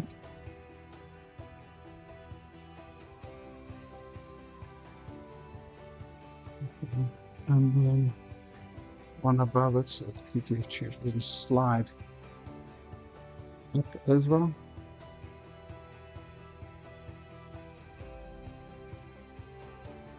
Not that it should, but it's just one likely there. Not really moved. And then one down the bottom here, just to hold this all together.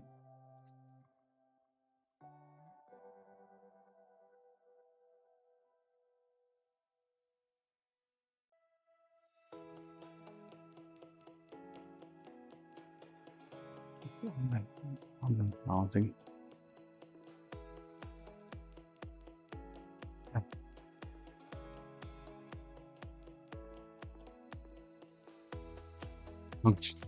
That's it. I think that's pretty neat. No wires hanging around, nothing loose. Should be good. The only thing I haven't connected is the filament runout detection, but I'll connect that up later because I just want to test a couple of things on that. The EVA board doesn't have a filament runout net as such, so I'm probably going to use the end-stop probe, the end-stop connector, or I'm going to use the probe, BR touch probe connector, and use that as an end-stop. Most likely the end-stop probe connector would be the best. Okay, let's come back to main table, and we're going to look at now putting this together. So let me move this camera out of zoom a little bit. Not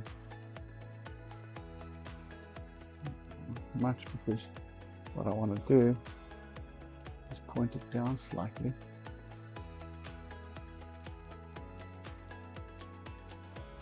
No, I could do that. I'll just zoom it in slightly.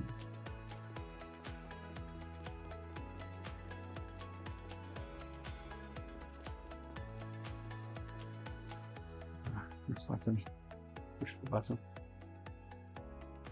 All right. Okay. With that, you can see what I'm going to be doing with the wiring of the way. So first things first, obviously we can't cut the USBs, so we just have to deal with the lengths that we have. Couldn't really go much shorter. What I'm going to be doing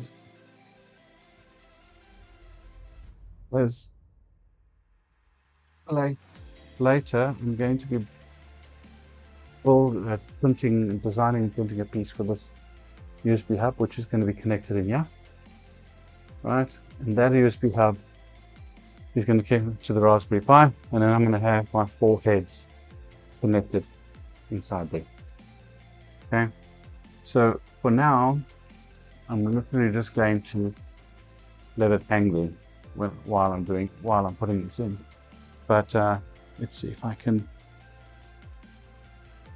nurture these 2 cables. I want to move that cable to out of that thing. I forgot I wanted to make sure these cables weren't underneath that spring that I'm putting in. So that spring goes to the back part. So yes, that's it. Okay. So sort of like need to try and get this cable in here, because it's going to go back to that USB over there. But because I don't want to bend it too tight, I'm going to loop them like that and take them that way. The power is going to go this way. And the BTT tube is going to go down. Okay. So love to leave this for now.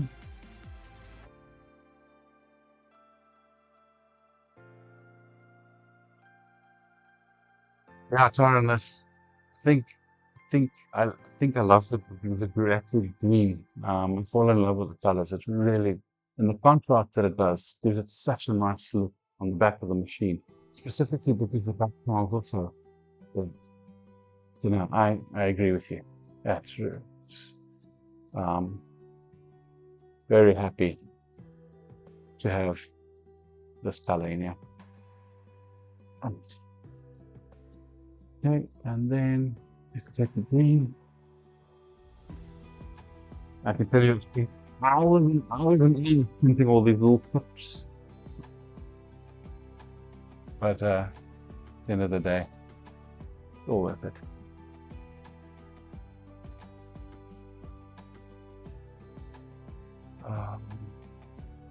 These things can be a bit tricky sometimes to pop in. There you go. Okay.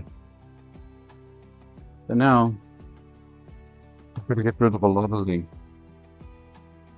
I think what I'm going to do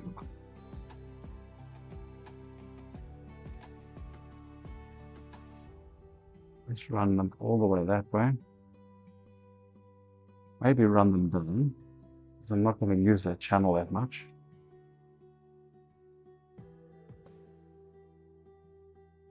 Okay. Run them down this channel, push them in all the way that way,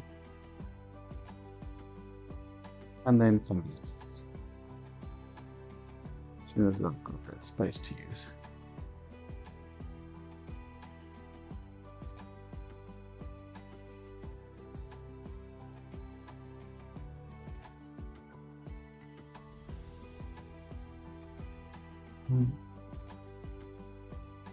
Now, this connector is going to stand roughly here. Okay. And this one.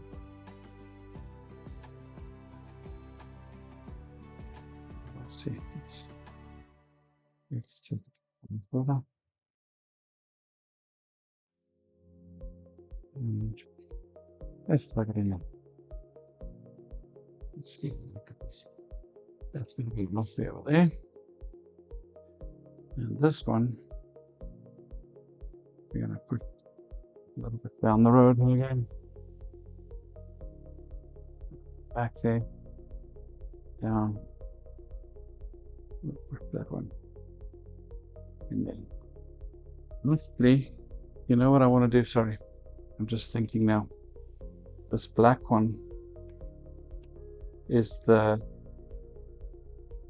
bed probe. I want the bed probe to go a different direction.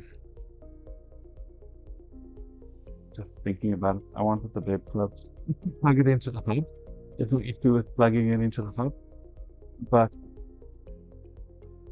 I've decided I wanted to have the bed probe plug into the RatRig Pi directly, just to give it a direct connection. Plug it in.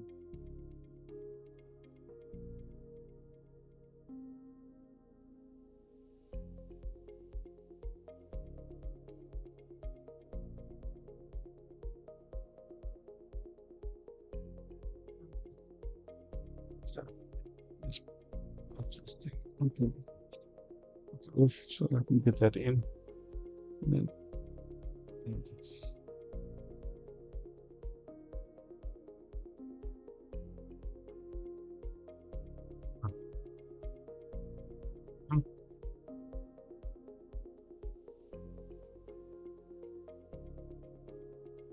and then this one I will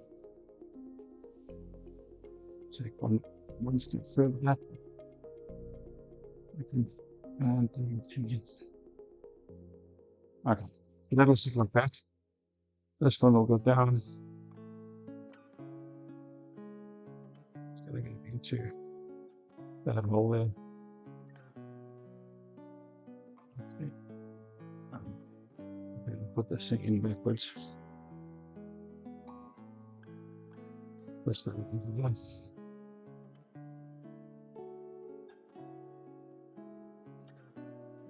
And that's going to connect to the something like that.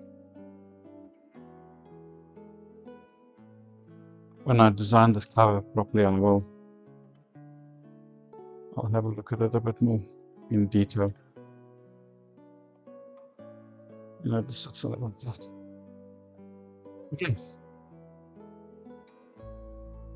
So those are those two connected. Then the powering going to the head, to the tool board. The EVB needs to be plugged in. So let's do the same that we did over there, not to overtake all the engine. I think this wires are flexible enough. I can do that.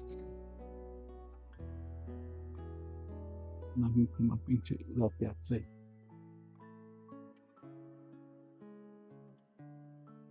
You can't really see much with me. My hands all over the shoulder. So you'll have to trust me that I'm doing this. Let's see if I just. Right, so this is the power that goes to the tool board. You just put that clip back, hold all of that in place. And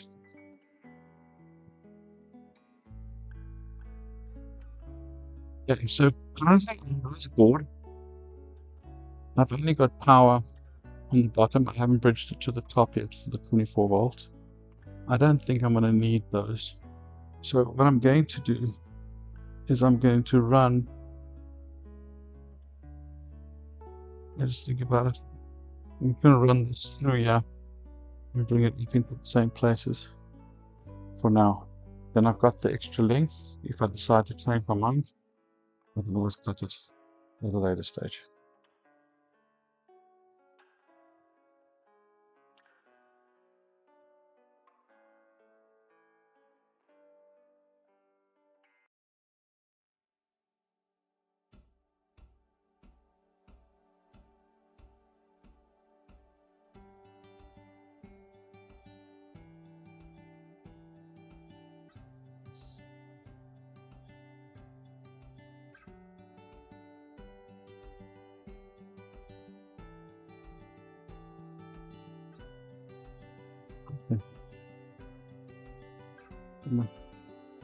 Play in there.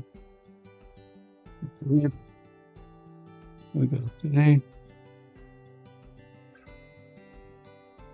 Take the black.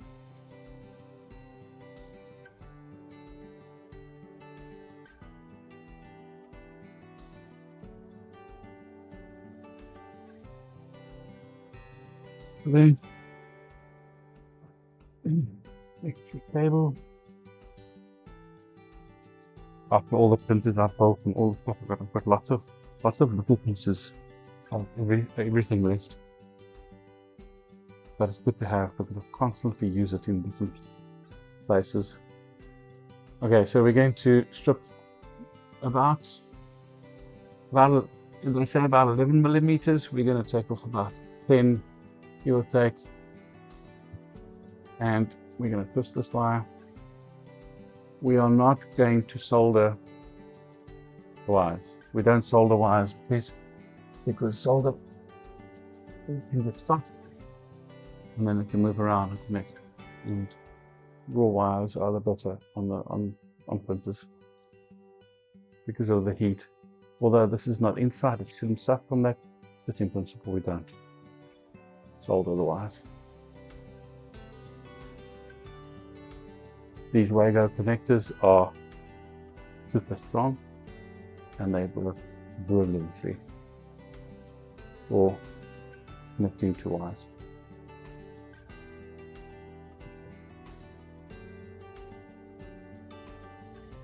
Where are we? 10 o'clock. Probably in line for a 2-hour stream. I said we did start probably about 5 or 10 minutes late, so we're doing well.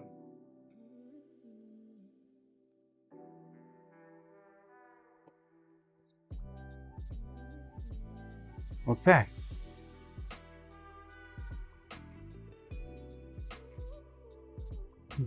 So this wire is in now. So again, you don't have to buy this board.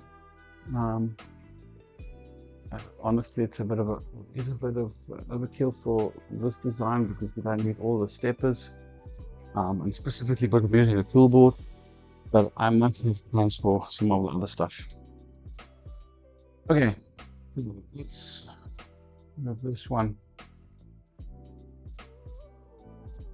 Crack, and let's go to the table. Right. So now the last thing is the PTFE tube. Now I'm not going to cut this at this point in time. I actually don't know where I'm going to put my filament spool. I might put it on the top of the printer because I have these boxes. I'm going to quickly show you what the box looks like.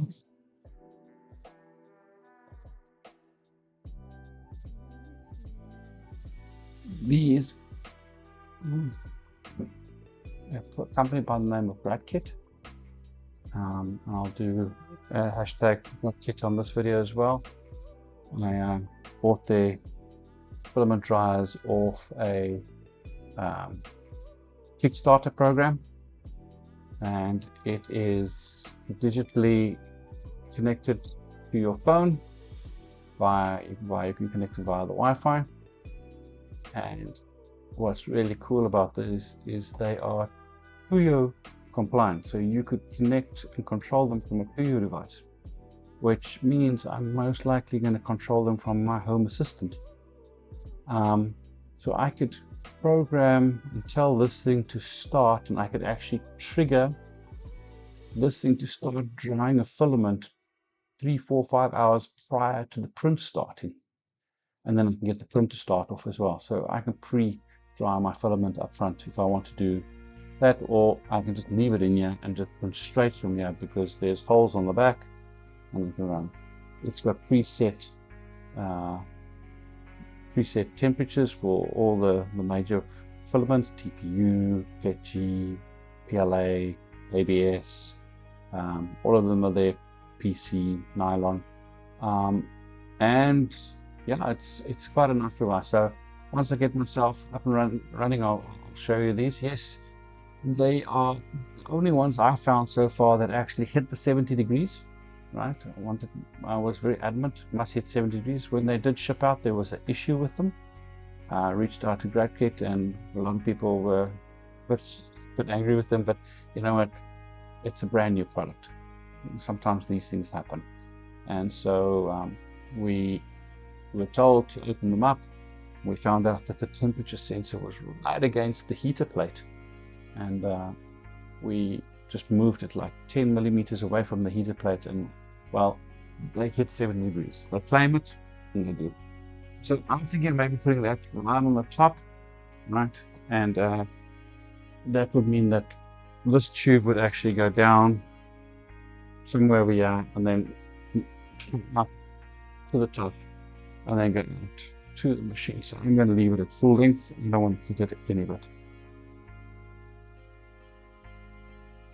Okay. So where are we in terms of the machine, the printing? I still have 1 or 2 wires to do because we're not totally finished with all the connectivity. We've got our motors connected. We have our print head, the EVA, all connected and ready to go. What we don't have connected at this point in time is our heated bed. Now the heated bed is coming through, and I've got it on the AC that side, and I've got AC, but on the SSR, it's not connected to the main board yet. So that's the one connection we still have to do. So I think we're going to quickly do that connection, and then essentially I could actually switch this machine on to me. No, am I going to? I don't know if I should. We'll see. We'll see. Let me just have a look. What, my phone's going crazy. On stream. Right, the other person on stream. They don't wait for me, and that's it. The other people are all just cool. Let's have a look. Let's have a look. What do we need to connect from there to there? So if we go back to our diagram, it says that our SSR needs to be connected. Now, the thermostat needs to be plugged in there. There it is already. Done that wire previously, and that's on the THP. That's the thermostat for the bed. We're not connecting directly to. We're going through the EVA, so we don't need those. That's already done on the other board. That's already done on the other board. The ADSXL is part of the other board. We're not doing wire stops. We've done all of that. The extruder is part connected to the other board. X and stop. So the only wire that I can see that I'm missing at this point is these 2 wires here. And to do that, you can go back to that exact same wire that we just cut off. And we can quickly do the crimping for those. Right. We need a crimping head. Plug. We need Hopefully everything is close at hand. We need 2 of those. Actually, we need 4 of those. Right. That range. We need a crimp for that. Crimp. And put that away. Cool. Guys, you believe it, we're almost there. It's really after 12 sessions. I must say the last 2 days I've been working like crazy trying to, well, the last 2-3 days in the evenings trying to catch up with all the other stuff because it takes time to put those little hooks in and put all the wires through and put all the sleeving in.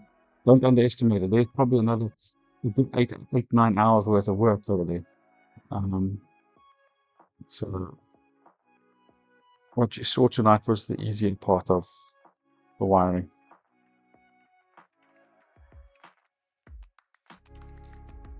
Okay.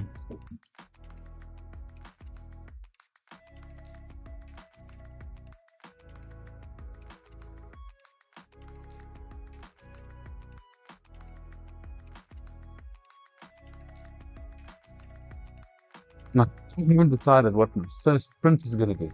I haven't decided. I think I'm going to put this, plug the 500 bed in and put the smallest little thing I can find, just to be ridiculous.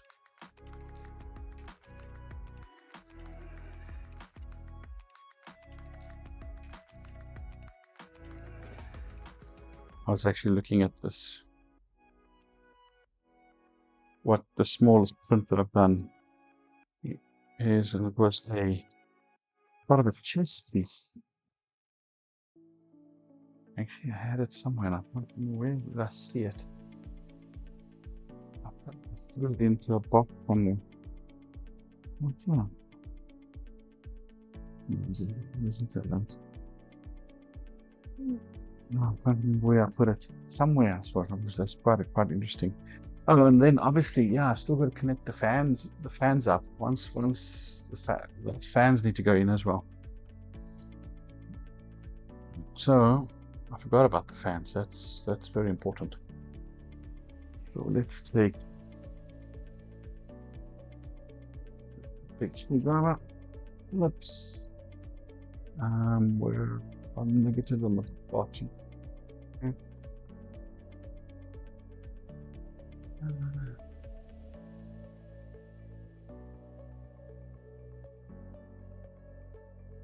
No, I can probably put that one down slightly.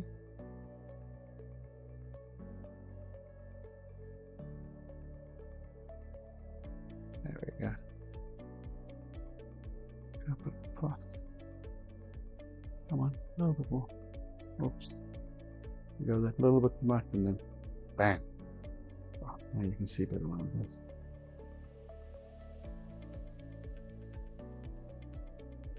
Oh, come on.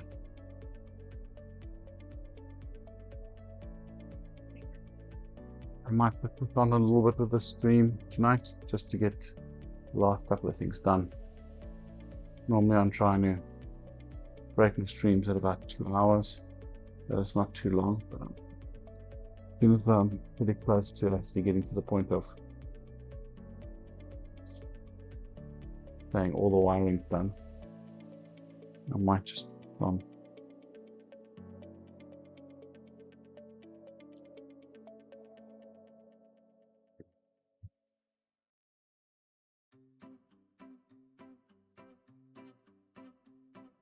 see my father saying, yeah, the cabling looks neat. It's nice to have nice cabling. I enjoy it. I was taught by someone that likes neat cabling. Guess who? Yeah.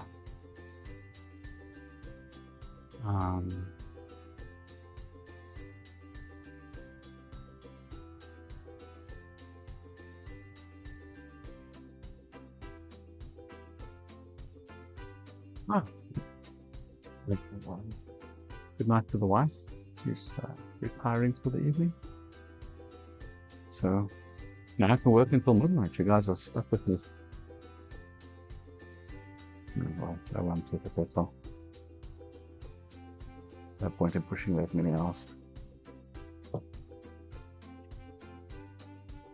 Otherwise, nobody will ever watch the stream.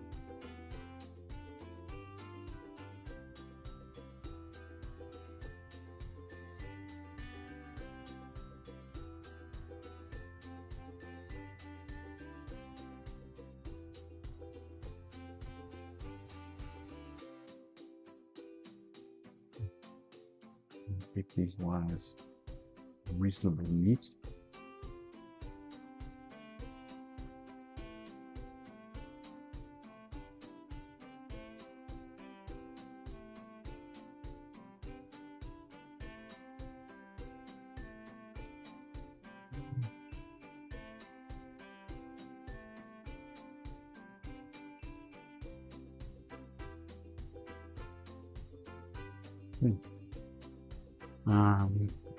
Another one while I'm about it, because this one's starting to pull out.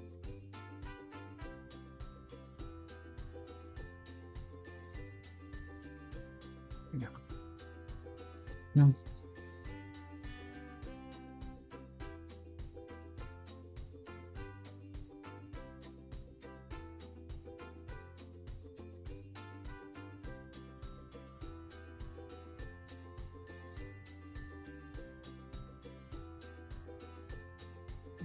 Way over here, crossing over. Same thing, better probably to go across that one over there. Yeah, not going to make much of a difference.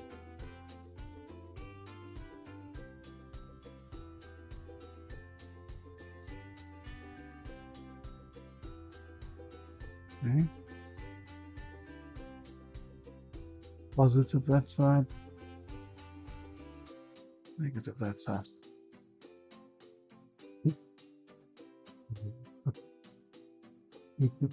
Hold it in play. Mind you, we first these down to size.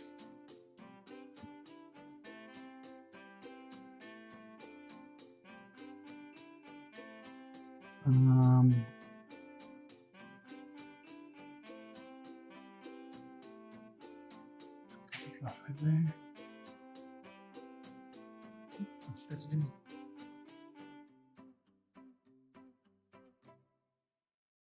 And then do that.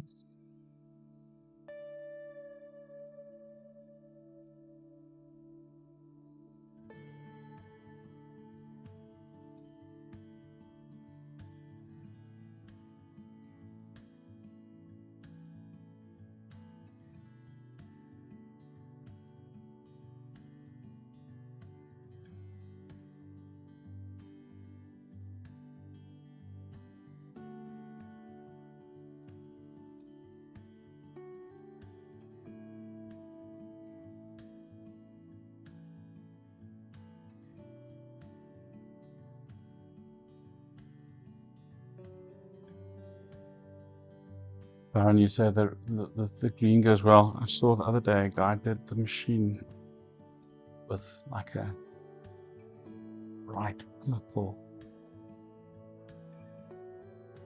and what was it? Light purple, and he had another color in there. That looks nice as well. What for exhibition they did it was. It was like a sparkle purple. Wasn't a RatRig. I think it was a Voron, but it still looked awesome.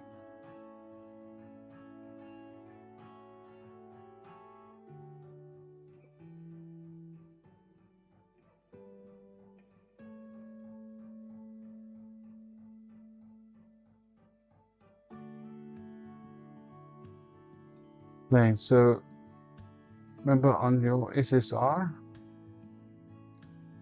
your DC side has a positive and a negative, right? You've got to watch for that. On the side, you can't really see it from the camera, but there's a positive and there's a negative. And on your AC side, there's no indication of positive and negative. Now, I must say to you, I wonder about the theory of the positive and the negative there. Can't really think. Maybe my dad will answer them. Why would you think that there's a contactor? It's really SSI contactor. So the positive and negative on the DC side doesn't really make sense to me.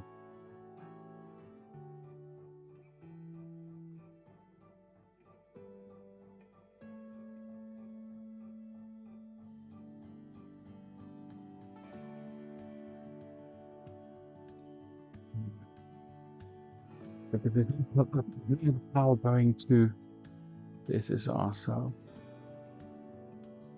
yeah, I don't know why there's a positive and negative on the DC side, to be honest. There's probably a good reason for it.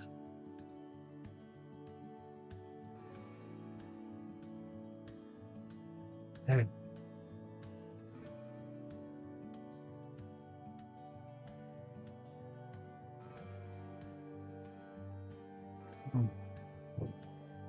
And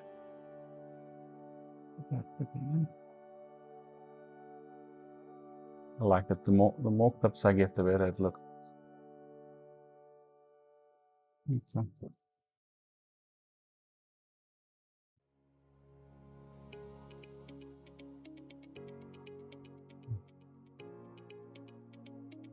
Let's see. Right, now for the fans.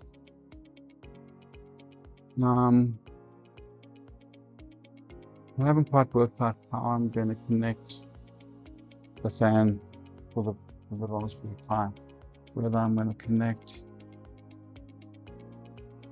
that on the Raspberry Pi and run it from the GPIO pins over here. Whether I'm going to have that connect to the actual same connector as what the control is, and I think I want to connect it to the same place as the bigger fan. So yeah, this is the fan for the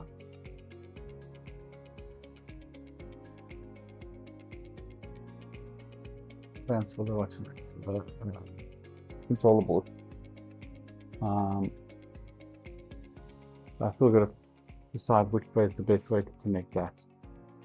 But I think I'm going to join these two fans into one connector and connect them onto the controller board, because so I remember the RatOS controls every time there's a driver motor running or something like that, then it starts the fans, and I think when the drivers are running, then the Raspberry Pi is probably running at its maximum. So having a look here, there's a controller, 4-pin controller fan over there, and yeah, I think I'm gonna do that. No, we can't do cat time. Cat time is later, okay? Later. He's not happy. He wants a bit of a lap time. So yeah, I think I'm going to connect that controller there and join those two. I think that's what I'm gonna do. I'll probably drop a message on the Discord on the RatOS support team and see what everybody says in terms of what they recommend. Okay, so I'm not going to switch on because I'm first going to get my fans sorted out, and then once my fans are connected, I will then do the great big flip the switch and then go from there. So we can do that in the next stream. Yeah, we can do that in the next stream, and then once we finished doing the initial tests and getting all that up and running, we will then, hopefully by that time, I'll have the PTC heaters ready and printed and mounted inside. I'm not going to do the mounting on stream. I'll just mount them, and then we'll do the wiring for that on the next live stream. So yeah, started with a bit of a hiccup today. The laptop went down and the stream didn't go start off that well, but that's fine. We've made good progress, and I'm actually quite happy that we're at the point where we're ready to switch on, which is really, really nice. I've been waiting for this for quite some time. I'm going to say thank you for your support today. Thanks for all those that are commenting and putting some value in there. I appreciate it. Again, please, after the stream, drop a comment.